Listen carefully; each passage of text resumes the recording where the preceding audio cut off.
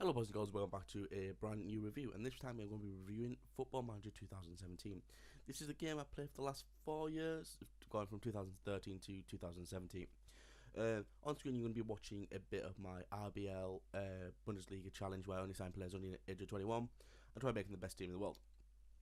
But that's going to be speeded up because it's about a 30-minute recording, but I'm going to make it as long as whatever this audio recording is. So, into the review. With a game like Football Manager, there isn't really a specific story. It's each time you make a new save with a new club, with a new in a new league, you're going to be making your brand new story. As you have to choose which players to buy, what if you want to do a challenge, which tactic to use, what you aim for each season, and whether or not you want to leave your current club at the end of the season and go to a new one, or just whatever you want in the story. I personally think this is why I love this game so much, as there's an unlimited potential of what you're able to do in this game. You can start off at a club in Vanarama North and take them all the way to the Premier League, or you can start off at a Premier League team and take them all the way back down to Vanarama North, like I've done once with Man City, as I really hate Man City. The game, depending on how many teams you have loaded into your game, the game can run pretty slowly, as the game also has to simulate lots of different match results with different players get different ratings. It's basically endless of how much this game has to produce after each day. So after 2-3 years, this game can run stupidly slow.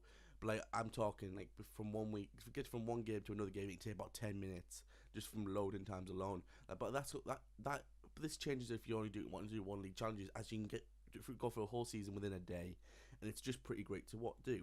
So this is also a good game to play if you want to watch a Netflix series on the side, but you're a bit like me, you have ADHD and you can't just focus on one thing. So if I'm doing that, I put Football Manager on one screen, Netflix on another screen, just have fun doing both.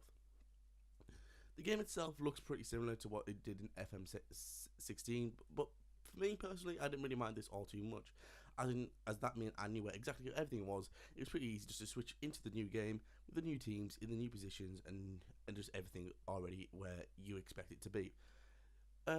If you've never played Football Manager before, obviously it's a bit of a learning curve from playing FIFA, as you have to make every single decision, and you don't get to play as with the players. You just have to hope that what you did outside the dressing room, outside the game, works. That means your strikers have to score goals, your defenders have to block shots, and your goalkeeper has to save. Midfielders making them key passes non-stop. What I have noticed in this game is the AI does seem to be a bit smarter, which makes the game harder, and for me makes the game a hell of a lot more fun. As I went through FM16 with I was in the Dutch league with Ajax, and I won 3 seasons in a row the league by 30 plus points. The second place had 60, I had 90. I was like, this is a bit easy, and that's why I decided to move club, as it was just getting a bit easy. I'm trying to do this in the current FM17. I couldn't manage it. The closest I got was 10-point gap, which itself is pretty great, and that's only because I did the under 21 challenge, where I only brought players in through my youth, or I bought players under the age of 21 and just left them for a few years and make them grow into bloody amazing players. And even then, I only won by 10 points, and that's because the tactic I was using wasn't the best. I admit that, but still, the players I had should have been competing with the likes of Man United, Barcelona, Real Madrid, them kind of teams. But I could barely get more than a 10-point gap at the top of the table, which was just stupid. What I do love most about this game is the fact they've included a social media page. This is obviously not a real social media page, but if your team goes an impressive run, you can see like your fans like tweeting, or Aaron Marsai, for example, has done wonders to his team, blah blah blah. But if you start messing up, they'll do the other way. We want Aaron Marsai out and that kind of stuff. It's just really good to see the realistic tweets and Facebook posts coming into FM17, and it's actually really great. Like at some points in the game, if I'm getting a bit bored, I just scroll for the thing to see, yeah, my fans like me, and there'd be that one guy saying, nah, anyone could do what he did. It was like, oh well, Dave from Norwich doesn't like me. The sound in this game, well, there's literally barely any. The only sound you really get is if your team scores a goal and the whistle going for kickoff and half time. That's all you really get. So like I said, you just want to put Netflix or YouTube on the side. Most people actually do this. Overall, for me personally, this is my favourite game of Football Manager ever.